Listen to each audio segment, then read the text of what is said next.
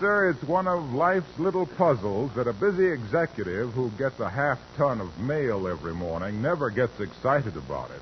But to people who never get anything but a couple of circulars, a few bills, and an occasional postcard, the arrival of the morning mail is a pretty hot moment.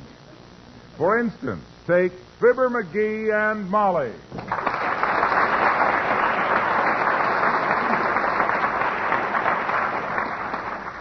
Whiz, I wish that mailman would get here. He's 10 minutes late this morning. Oh, take it easy, dearie. The way you watch for the mailman every morning, anybody'd think you were selling hay for the Pony Express. No, gee whiz. You never know what you'll get in the mail. You remember I got an important letter last week. What was that? Well, it was confidential, but you remember I showed you the return address on the envelope from the White House. Yes. And I saw it on your dresser later. It was from the White House Hamburger Hut at 14th and Oak Street.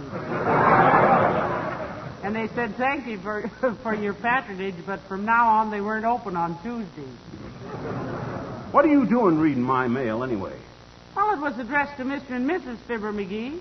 I'm Mrs. McGee, remember? I was the girl in the white dress you married way back. Okay. Mailman ain't got any right to be so late. I got a good mind to report him to Jim Farley. Why not? And if that doesn't get results, go right over his head to the president, Grover Cleveland. You're kidding, but I'm serious. I'm a busy man, and when my morning mail is delayed... Busy doing what? Well, how do I know what I'm doing till I get my mail? That's the very point I'm trying to make. Hot dog. There he is now. There's the mailman. Sure. A circular from the Bijou Theater and 2 blotters from some real estate agent. I can hardly wait. Open the door, McGee. Now, look here, Bud. If you can't get the mail here on time... Oh, excuse me, sis. I thought you were the mailman. I am the mailman. Heavenly days. A lady mailman. Gee. Say, I hope Mr. Underwood isn't ill. No, madam. Mr. Underwood is now in the Army. I will bring your mail for the duration. Well, what do you know?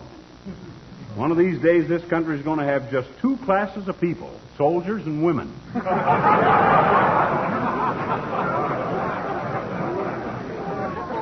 a bad idea, either. Anything for us this morning, mailman? Or postwoman? Dearie? Here it is, Mrs. McGee. You are Mrs. McGee, I presume. Oh, you caught me red-handed with my wedding ring on. How you like being a mailman, sis, as far as you've gone? I like it. Except for the dogs. Yes, I imagine your feet do get a little tired by the end of it. By dogs, I mean dogs. Canines. Big ones, little ones, medium ones, loud ones, quiet ones, white ones, black ones, tan ones. And they all snap at me. What is there about me that makes dogs want to bite me? Gee, I don't know, sis, but I bet if I was a dog... McGee! Okay.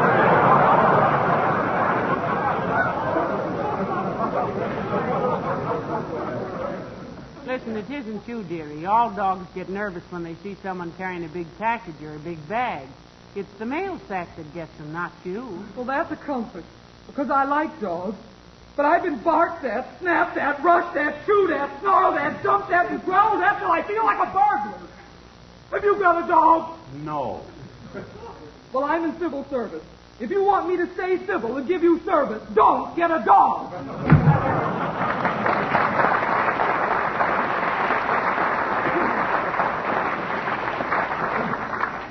I wonder what the official title of a lady mailman is. Baguette?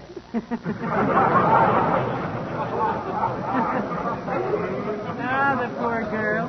I suppose she'll get used to it, though, or the dogs will get to know her better. I'm going to miss old Underwood, though, the regular mailman. He didn't smoke. Maybe this girl doesn't smoke either. I know, but who's going to give her cigars for Christmas that she can give me? What's in the mail? Here. Here's an ad from the Wistful Vista Physical Culture Saloon. That's salon. Same thing, bending elbows with a bunch of dumbbells. What are they advertising? Course of 20 lessons starting February 22nd. You can't buy tires and shoes are rationed. Let us teach you to walk on your hands. Is Is there any other mail as important as that? No. Hey, What? that dumb mail girl left a letter here by mistake. Anybody in this neighborhood named Householder? No, I don't think. Let me see that letter. Oh, this says Householder, 79 Wistful Vista. I know, but we don't know anybody by that name. And Why, what... you silly, it means whoever lives here. The people who hold the house. Oh, well, don't open it. Just forward it to the FHA. No, it means us, dearie. It's a government circular. Let me see it. Uncle Sam wants workers with special skills. If you are a tack welder, flanging press operator, plate hanger, mixer operator of explosives, or outside machinist, or are skilled in any similar work, please report to your nearest United States Employment Service office now. Wow. What on earth is a tack welder? Personally, if I break a tack, I just throw it away. Probably nobody knows what a tack welder is but another tack welder. Fact remains that the government needs them in war production. You hear anything about this on the radio? Our radio's out of order, dearie. They're sending a man over to fix it sometime today. They said that they'd... Come in. Hello there, kids. Want to see something pretty? Oh, hi, old-timer. What you got? Looky. It's for Miguel. Heavenly days, a diamond ring. Why, it's beautiful. Yeah, that's terrific, old-timer. But what makes it look so yellow? That's what I asked the fellow in the pawn shop, Johnny. He says that's on account of there's so many carrots in it.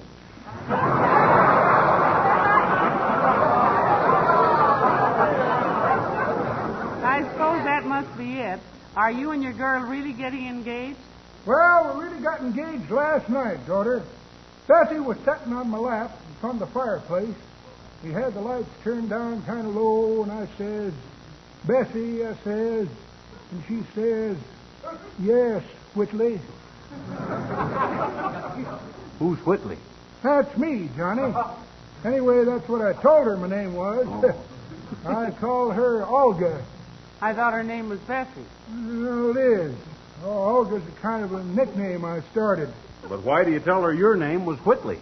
Well, if you're going to be nosy about it, Johnny, the only engagement ring I could afford was in this here pawn shop and had an inscription into it that says, to Olga from Whitley. Well, just wanted you to see the ring. I'll invite you to the wedding, kids.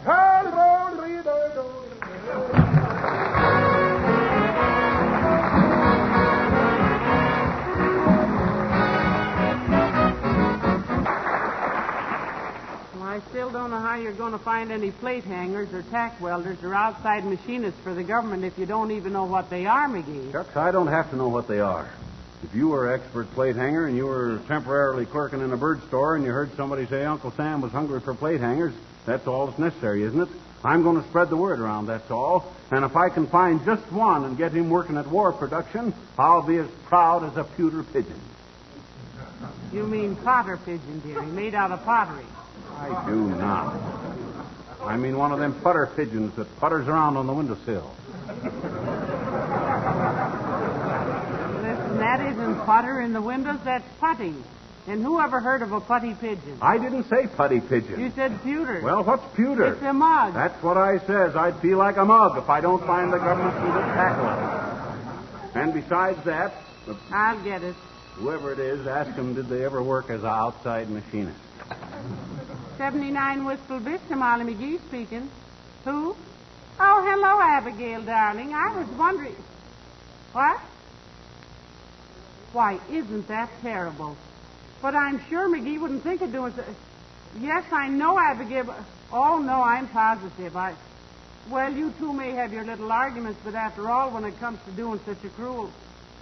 Oh, no, Abigail, no. I'm just as sure as I'm standing here that McGee had absolutely nothing to do with it. Yes. Goodbye, Abigail, dear. McGee. Huh? What was the idea of sending Abigail Uppington that insulting comic Valentine? Who, me? I didn't send her any comic Valentine. Well, I wish I'd have thought of it. Well, she's simply furious. Are you sure you didn't have anything to do with it? Molly, I give you my word as I stand here wondering whether to spend my next coupons for sugar or shoes. Whether to go barefoot or hungry. Or whether... Well, hello, folks. Mind if I come in? Oh, do, Mr. Wilcox, do. Do we mind if he comes in? He reminds me of the doctor who was going to operate on the dancer for appendicitis. Mind if I cut in, he says. Hey, Harlow. Yeah? You ever do any tack welding or plate hanging?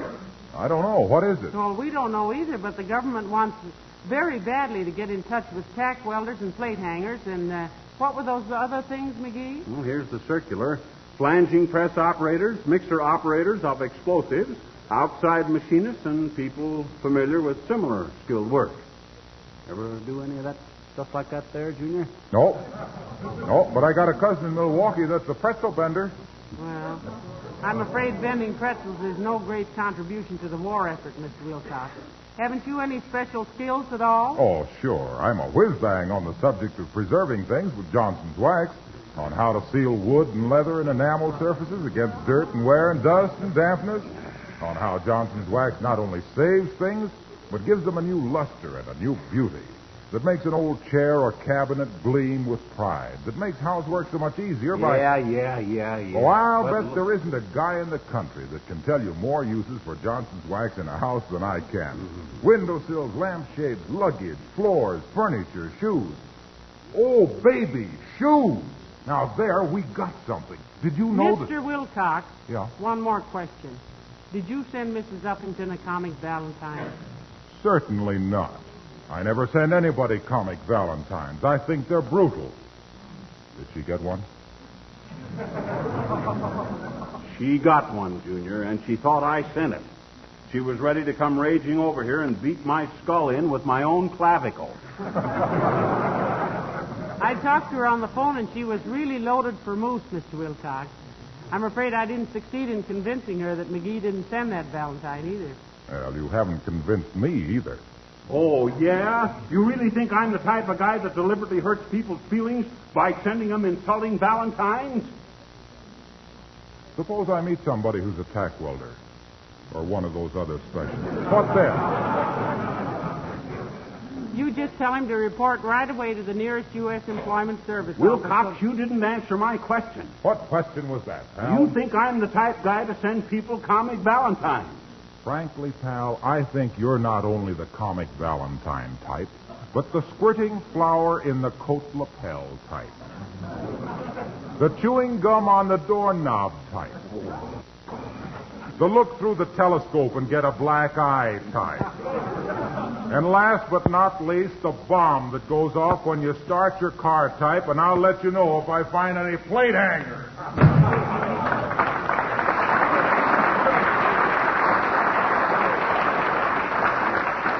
Well, Mr. Wilcox has a very low opinion of your wit and humor, McGee. Imagine that. And me that hasn't had a buttonhole flower that squirts water for years. Wonder where I could get one. I'll bet I could... No.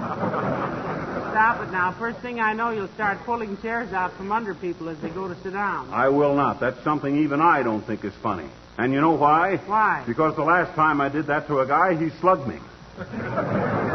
You ever hear me speak of Fred Nittany of Starved Rock, Illinois? Yes. Well, sir, Fred Nittany was the guy that did it. Hey, hand me my cigar box, will you? Here. Thanks. As I was saying, this Fred Nittany and me... McGee, I wish you'd let that musical humidor run down. I'm getting tired of it. Me too. I just keep it wound up as a health measure. I'm getting so I smoke a lot less because I hate to open that box. But about this Fred Nittany, one day we were out... Oh, dear. Come in. Well, for goodness... Well, I'll be a... Hi, Latrivia. Good day, Mrs. McGee. Hello, McGee.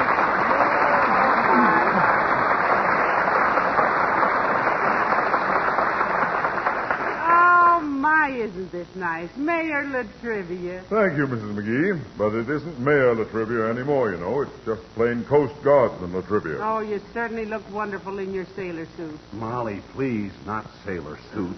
That sounds sissy. They call them costumes. We call them no such thing, McGee. They're uniforms. Oh, yeah, uniform. My goodness, they just take wonderful care of you. You look simply grand. Well, I feel fine, Mrs. McGee. I'm on leave with a bunch of Coast Guardsmen who've just completed a course in Japanese anatomy at Guadalcanal. Oh, what do you know about that? Took off a little weight, didn't you, Latrivia? Oh, I've taken it off in some places and added it in others, McGee. I have 2 inches more around the chest and 3 inches less around... Won't you sit down, Mr. Latrivia? Thank you. Well, now tell us all about it. How are they feeding you? Splendidly, Mrs. McGee.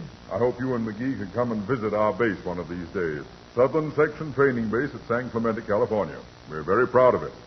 Our commanding officer, Lieutenant Howard Chebley, is really turning out sailors there. Think you can pay us a visit? I'd love to, wouldn't you, McGee? Sure. The fact is, Latrivia, I might be getting down that way myself now, any day now, myself. Being a government man myself, I have... You, a government man? Tell Mr. Latrivia all about your government work, McGee, and loud, because it's news to me, too. What do you mean, news to you? I'll tell you how it is, Latrivia. The government notified me just today by mail that they want me to locate a lot of tack welders for them. Of course, you know what a tack welder is, of course. Well, certainly. What? You do? Why, yes, don't you? Well, no. The government didn't ask me to train them. All I got to do is find them. What on earth is a tack welder, Mr. Latrivia? Well, I may be wrong, Mrs. McGee, but I think it's a welder who simply tacks pieces of metal together by welding temporarily until they can be permanently welded together. Well, what do you know? How'd you learn all that there stuff, Latrivia? Well, the Navy gives you a pretty complete education, McGee. And the Coast Guard joins the Navy in wartime and fights wherever the Navy and Marines fight. Oh. As I was saying just the other day to my executive officer, Chief Lancio. Chief Lancio? What is he, an Indian? No.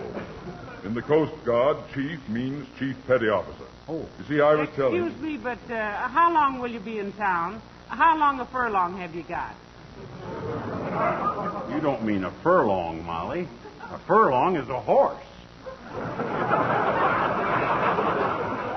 A furlong is not a horse, McGee. It's a distance.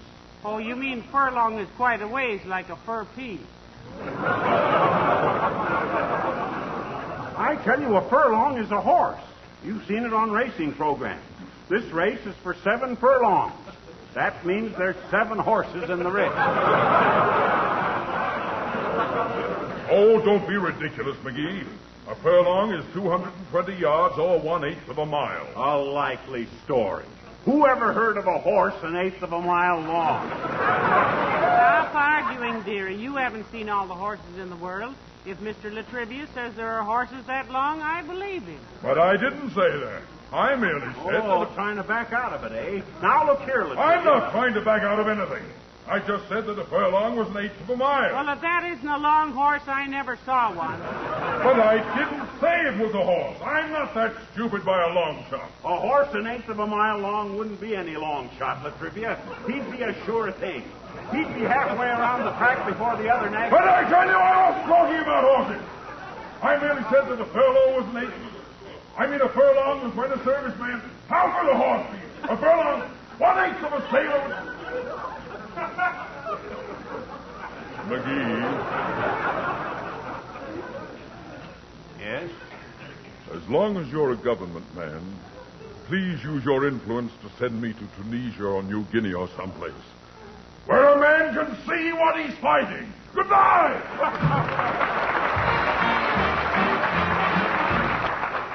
Hey, did you say there was supposed to be a guy coming over to fix this radio today, Molly? Yes, but don't get impatient, dearie. Everybody's short of help these days, you know. No, that's no excuse. A government man like me ought to get priority on radio repairs. With me busy rounding up skilled workers for war production, you think that I ought to be able to get it? Oh, maybe that's him now. Come in. Hello, Mrs. McGee. Hello, Mr. McGee. Oh, hi, Wimp. Hello, Mr. Wimple. How are you today? Oh, I feel just peachy, Mrs. McGee. But then I should. I've just finished up my setting up exercises. Setting up exercises? Yes. I've been setting up in the attic waiting for Sweetie Face to go out shopping. She hunted all over the house for me, and she couldn't find me. She never thought of looking up the chimney. What were you hiding for, Mr. Wimple? Oh, Sweetie Face was mad at me. Somebody sent her an awfully nasty valentine. She thought I did it. Mm-hmm. Who did send it? I did.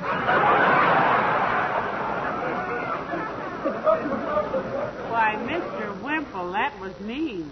I hope it wasn't you who sent one to Mrs. Uppington. Oh, no, Mrs. McGee. I wouldn't do anything like that. I'm very fond of Mrs. Uppington.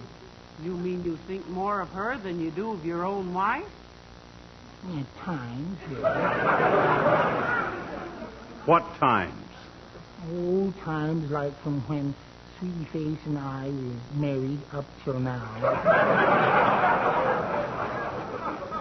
Say, how are you getting along with your bodybuilding exercises, Miss Wimple? Just wonderfully, Mrs. McGee. Sweetie Face says if I keep it up, I'm going to look like that man on the back of the magazine. You mean Charles Atlas? Yes. Sweetie Face considers me an Atlas even now. Oh, she does? Yes. She tried to shove me into the top shelf of the bookcase this morning. Say, I don't know how you stand it, Mr. Wimple. I really don't, the way that woman treats you. She's a horrible woman. Oh, you mustn't talk about Sweetie Face like that, Mrs. McGee. Oh, nobody can hear us. You sure? Sure. All right. Then let's all talk about it like that. Look, Mr. Wimple, why don't you leave home and get a job as a, what were some of those jobs, McGee? Oh, he hasn't had any training in them, Molly. They're skilled labor jobs. You ever had any experience in plate hanging with? Oh, yes, indeed. Oh. Just this morning, Sweetie Face hung a plate on me that almost went...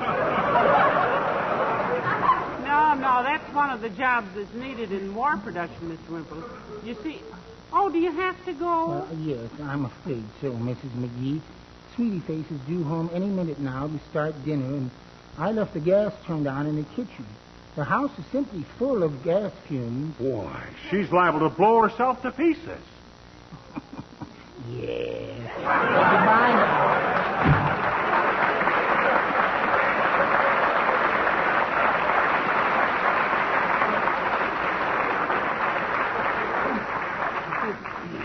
You know, McGee, Huh? sometimes I think that Wallace and Sweetie Face aren't happy together. Oh, that's just your imagination. If I ever saw two perfectly mated people, it's... Oh, dear. Come in. You people call for a radio repairman? Oh, yeah, right in here, Bud. Now, here's the radio right here, sir. I turned it on yesterday and nothing happened. And I do hate to miss Vic and Sade if I can possibly hear them. Oh, at all. there's nothing serious wrong, lady. Ah, there you are. It's working now. $2, please. $2? Oh, that's fast work. Well, here you are, Bud. You must be an expert radio man. You've been doing this stuff long? Oh, no. I'm just helping out my brother-in-law. I see. I always worked as a tack welder myself, but my brother-in-law got sick a year or so ago, and I've been helping him out ever since. He don't need me now, but I just go along and... Say, what was the matter with the radio in case it happens again? Oh, well, in case it happens again, lady, stick the plug back in the wall socket. Call me anytime.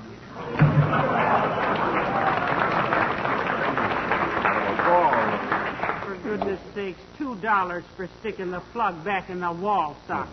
What a jip. That guy's got no business in the radio repair business. He ought to go back to his tack welding where... Did I say tack welding? Hey, he's a tack welder. He's one of those guys. One side, Molly. Hey, Bob, come back here. Uncle Sam wants you. Hey, tack welder. Hey, Bob.